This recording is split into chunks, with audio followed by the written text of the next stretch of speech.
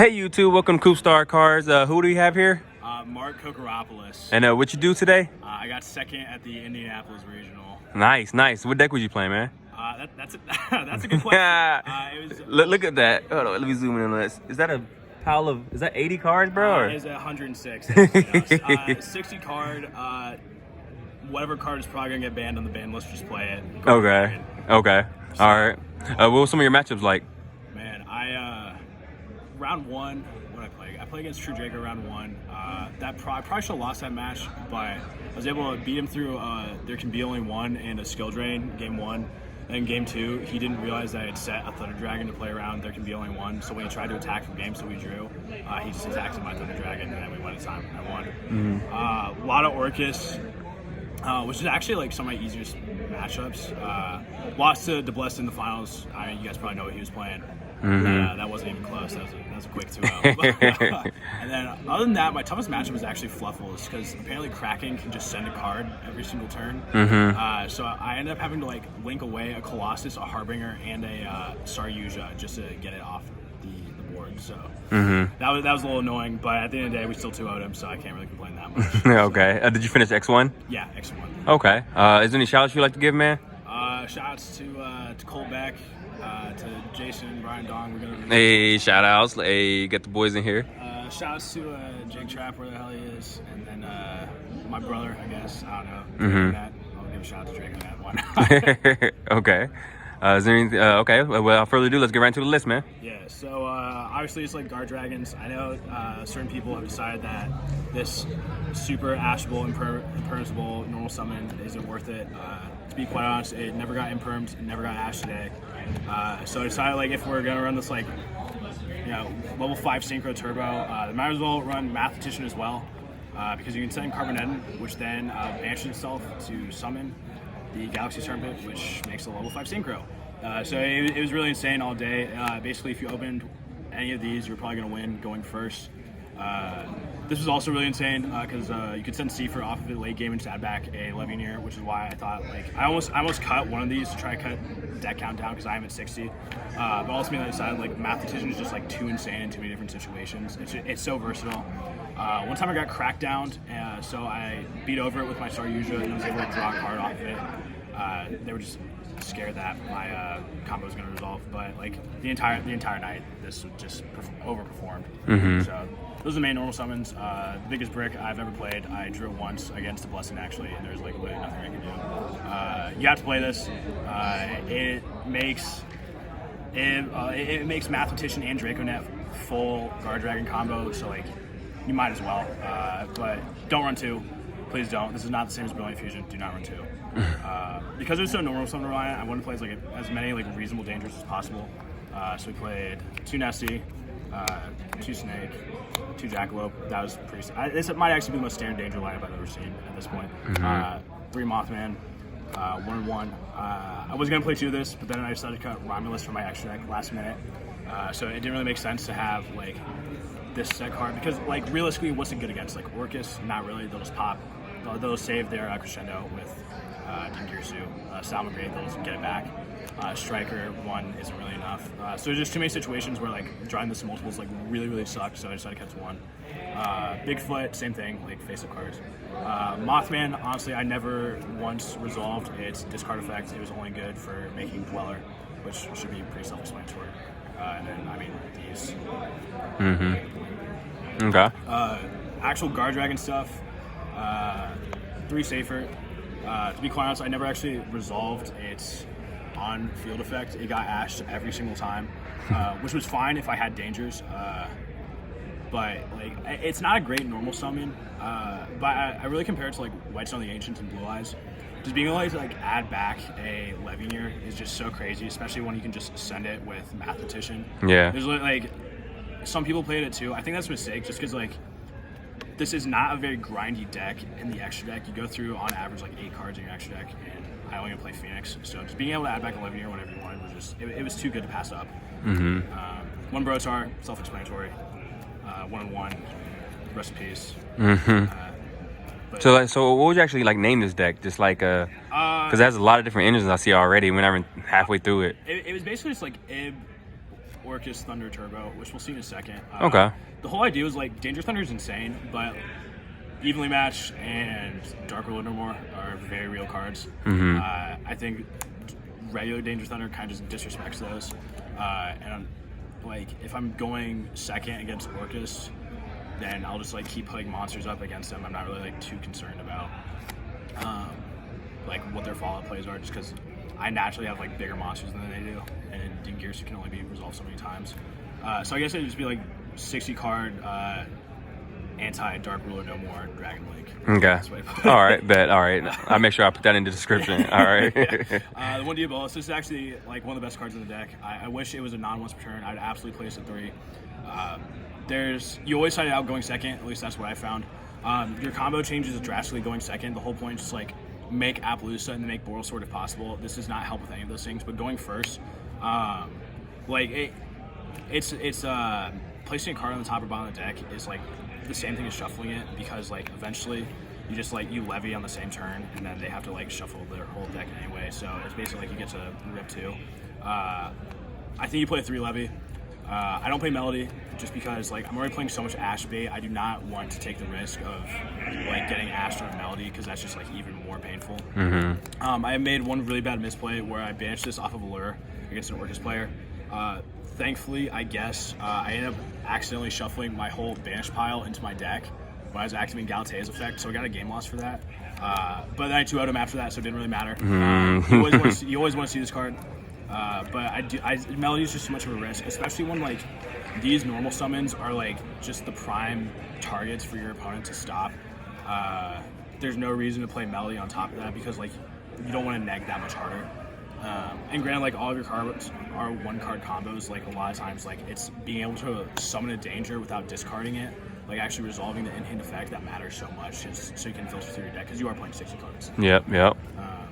Thunder lineup, super generic. I know they're not foil, but they're a retro pack and they're German, so I like them a lot. This was something that like I really had to swallow my pride on this one to cut this down to 1. Hawk is infinitely better than like most other cards in my deck.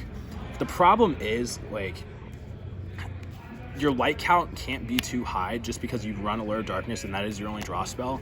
I will say the hands where this is like your good hands with this card in your hand are that much more broken, but your bad hands with this card in your hand are that much worse. So it was ultimately like I'm okay with just searching this off of Dragon Dark instead of searching Dragon Duo. But like if you opened either one, your combo just got that much more insane. But I think 1-1 is correct to this. I think if you're playing Pure Thunder, obviously you play more. But these 2 cards are actual bricks, especially because like you can banish up to 15 cards on turn 1. So a lot of times you may not even have the resources to resolve this without this in your hand. So this is way better than Duo. Duo is just there in case like you open busted and you got this. 2 Roar. I know back in the summer people were cutting this to 1. You have no grind game with this. It's also 2400 attack. So like a lot of times what I do if it's like a grind game, I would top deck this. I'd have a Hawk in graveyard, so I just like discard the Roar, add the Hawk, discard, special the Roar, and I just like beat over the monsters with it. It's really good, and you don't have a proper grind game without it. So I think you have to play this in 2. I think that's great, especially because you run Allure of Darkness as well. And then the worst Thunder, Dragon Dark. You never want to draw this. You only want to summon it off of Church Fusion. I never once like had this in my hand and was like, this is good. Like you never want to see it. You only want it on the field. So admittedly, like I stole a lot of these. I stole this idea from Jesse Cotton at his Toronto regional. So he was playing these 2 cards in Creeping Darkness, because Creeping Darkness searches level 4s. Creeping Darkness is like really good in some decks, but what I figured with the deck was like I have so many starters already, so many extenders already. Like Creeping Darkness doesn't really add anything to it. But I did want to get Zephyros and Grave as quickly as possible, or just dark monsters in Grave in general. So I added Greffer as well. Anytime you like saw these in your hand, there are times where like if you open Thunder Dragon, Draconet, and Levianeer, what you would do is when you summon Protar, you would discard the Armageddon Knight. So then when you summon Levianeer, you just banish 3 Thunder Dragons, and then you summon the Armageddon Knight, and then you send Zephyros to the grave. So this is in defense. You summon Zephyros. You would bounce back the Levianeer, and then summon another Levineer, and then you had a rank 4. So like this was insane all day. There were games where I didn't even make Colossus just because I thought Dweller was that much better, and also because you play Orcust as well. Everything. Yeah, you play everything. Orcust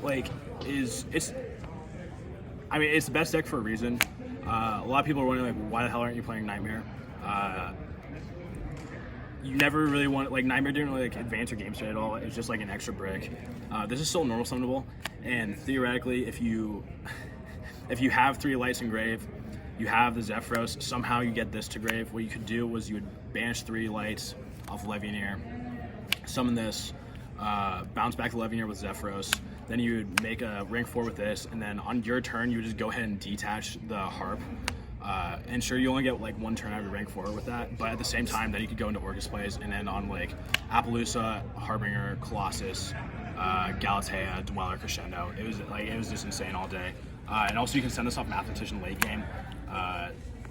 It way overperformed, especially only playing at 2. Initially, I was playing it at 3, but like it just got cloggy, and you want to send this off Curious every single time. One Symbol Skeleton. I was tempted to play 2, just because grind game. But at the end of the day, like if you really needed it, then what you would do is you would shuffle it off Galatea, and then you normal summon. You normal summon Mathematician, just send this, and then you banish this and bring back the Demon Guru. So these way overperformed. These 6 cards are probably like why I was able to get second. I think Danger Thunder on its own wasn't able to do much, but these fixed everything. So yeah, that's all monsters. Can you hold this one? 45 monsters in the main deck. It functioned pretty well. So I also played, I think, 14 spells. So you play 3 Signet Mining, just because you really want to search the Draco Net. Some people like to play the Fossil Dig and Insulating Overraptor. I think the issue with that is then you also have to run Flame Veil Guard, and I don't want to run 2 vanilla tuners in my deck that just it sounded horrible. I know the math works out that Mathematician's relatively unsearchable, and you could run 12 Ibs in a 60 card deck as opposed to 9, but even still, you still had over a 70% chance of drawing one of these cards in your opening hand. So it made perfect sense just to run 9 instead, and you have Dangerous to filter through. You also play Allure Darkness, just because it's Allure Darkness. This card probably should get hit in some way. It's too generic, especially if they're not going to hit Thunder, then they at least need to hit this. Just being able to see 2 cards and banish literally any card in your deck, because you run multiples of just about everything, so it didn't really matter. And if you drew the Symbol Skeleton, you're probably just going to banish it anyway, so you could just shuffle it back in off of Galatea and then have it in your deck that way. So there's really never a bad target other than Levineer. Should not have banished Levineer that game, but it worked out. I still won that match, so I can't complain too much. 3 Call by the Grave. I know it's kind of goofy running Call by the Grave in a 60 card deck. Are you actually going to see it? The games you do see, you auto win. If you see it against Orcust, you auto win anytime, whatever monster they send. Especially if they send a Gizmek, you Call by the Grave the Gizmek. That's just free every single time. So then the Dragonling targets, you ran the World Legacy Guard Dragon. This card's insane. It's why you can go full combo with just 1 card, because you can just move the Guard Dragons if you have to into the zones that way. Dragon Ravine, I cut Rhymulus, so I also had to play 1 Terraforming just to see it. It wasn't super crucial to the combo, but anytime you could see or just somehow manage to get a Delos and Grave, it was always worth it. I won the ulti really bad. I've had my eye on it for a while, so I just felt right to play it. 1 Reinforcement on the army, Rhoda, whatever you want to call it. No, it's not Hobby League, so no one can get me in trouble for this. Dark Saviors, let's go, baby. It was great. Let me run 3 copies of a Dark Warrior, which I mean, like I said, just being able to make a Dweller on, it just won so many games. 1 Foolish Burial. This card, I probably should have sided it out more. It was really good if they ashed your Draco Net or your Mathematician, because you just send the Carbon in that way, and then you just go full combo, and it was basically free. So then the 1 Crescendo, it was just, I made Orcust. I didn't play Babel, just because I wasn't playing enough Orcust cards in my extra deck to really justify something on my opponent's turn. Side deck, 3 Mind Control. I sided this in once, never used it. 3 System Down, sided in twice, never used it. 3 Dark Rule No More, sided in once. I think I lost that game. I don't really remember. It wasn't any good. 3 red reboot. This card was insane. Round 2, I played against Paleo. Opened triple Draco Net, Phantasme. He went first, set 5 pass. I opened triple Draco Net, Phantasme, and double red reboot. Normal summon Draco Net. He impermed it. I was like, cool, red reboot, and he had nothing to say about it. This card's insane. I like have no I never fear like back row decks anymore. The main theory behind the side deck was like because I'm playing 60 cards and it's a going first deck, I should never side going first. Like it's just a bad idea. So I only wanted to draw cards that I was okay with being my 6th card going second. Because if not, then it was just gonna be like a waste. So like I didn't play Lancia because if I draw Lancia as my 6th card, I'm gonna lose either way. Rather than like system down, which is theoretically a blowout. If you draw it, shout out to Jason. Give me a deal on these. Me and Jason. Which one's Jason? Which one's Jason? Hey, shout out to Jason right here. Hey, he appreciates you. Sweet kid. Okay. And then All right, let's. 3 Phantasme. Same theory. Like I'm okay with seeing it as my 6th card. It also helps me dig for my 6th card or 7th card, so to speak. It helped me see all these because again, like I wasn't siding going first. I was siding going second. Side deck was pretty bad. Not gonna lie. Could have been a lot better. Either that or my main deck, which was really good. But I don't have that much faith in myself, so I want to say the side deck was actually just pretty bad. But it looked pretty. Yeah, this is a pretty side deck. Yeah. It's nice. Okay. Extra deck. I'm sure you guys have some idea of what's coming out. I always play like 1,000,000 tokens, just because. The Argent Sagas. Yeah. I mean, the main idea is just like they're just gonna be confused why I have so many cards in my extra deck, and this is gonna throw them off a little bit. I doubt that actually does anything to anyone. I like, but like I refuse to take these out because they've been in the deck box long enough. They're not going anywhere. Best card on the deck is absolutely Ib. This card needs to be banned. It's literally dang long on steroids. There's not one time where I summoned this monster and lost. It is just like the freest monster ever. Like I cannot, like, man, this you just win if it resolves, you win. That's why the Blessing was just able to like just savage me because he Skullmeistered this, and that's how it goes. Yep. How it goes. Saryuja, I made it like 3 times. I actually like IP'd first Saryuja against Fluffles because like I realized like his biggest monster is only gonna be like 2,600 attack, and I had a Dingirsu and a Symbol Skeleton Engrave. So I just summoned a Galatea with Heart by Hardrew, and then I summoned or something like that. But I had IP in Galatea. So I just like linked into this, and he couldn't do anything the next turn. I just banished Symbol, made Dingirsu, and he just lost. There was nothing he could do. Yep. IP, this card's insane. Fun fact for all you Dragon Link players out there, always play this instead of B-Cop, if you can afford it, of course. Because it makes your Saryuja or Curious or wherever you go into, it can be ogred that way, even if you have nothing chain blocking it, because it can't be destroyed. So this is just the best Link 2 there is. I never felt like, oh shoot, I have to link a Link monster into Link 2. That never really happened. Guard Dragons. Shout out to Greg for giving me the Germans for free. Sometimes this one's a little bit better. Especially, so if you have Signet Mining and a Brotar in hand, so you Signet Mining away the Brotar, and then you go into this immediately, and that lets you summon a Diabolos from deck for free. So there's times where like this is really good, but LP should probably be banned. I don't really see any reason like why Konami's like left it untouched for so long. Unicorn is the only like true removal card. I had to cut Phoenix. I felt really bad about it, but this pulled through. I had to link away Colossus, Harbinger, and all those things. Dweller, I don't need to explain that. Appaloosa, don't really need to explain that. Don't really need to explain that. I mean, yeah, it's Colossus. You've seen it for a year now. Trishula is actually the best card in the deck. You banish a war for free. It's amazing. If you're not playing this in Dragon League, you should really think about it. If you're not playing Thunder in Dragon League, you should also think about that. Curious was easily the best card in the deck as well. They're all the best cards in the deck. You get to send so many, like every single card like did something. It was just so free so many times. Am I missing a Galatea? Okay, well, I also played Boral Sword. I only made this a couple times. It got in a beard, and that kind of sucked, but that's fine. One Dingirsu. I'm sure my Galatea is somewhere. So did I lose my Galatea?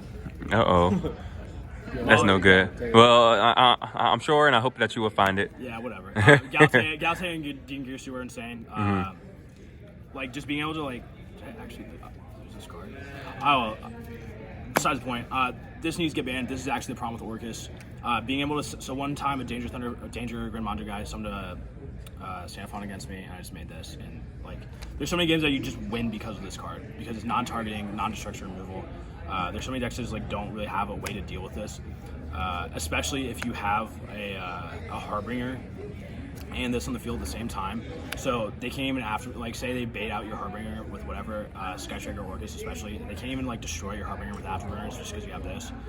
So this just put in work, and then of course like Galatea, wherever it went, it was really good just because like being able to like set the crescendo and just not lose to traps and spells, especially Dark Ruler. I was really scared of that card, although it never happened to me.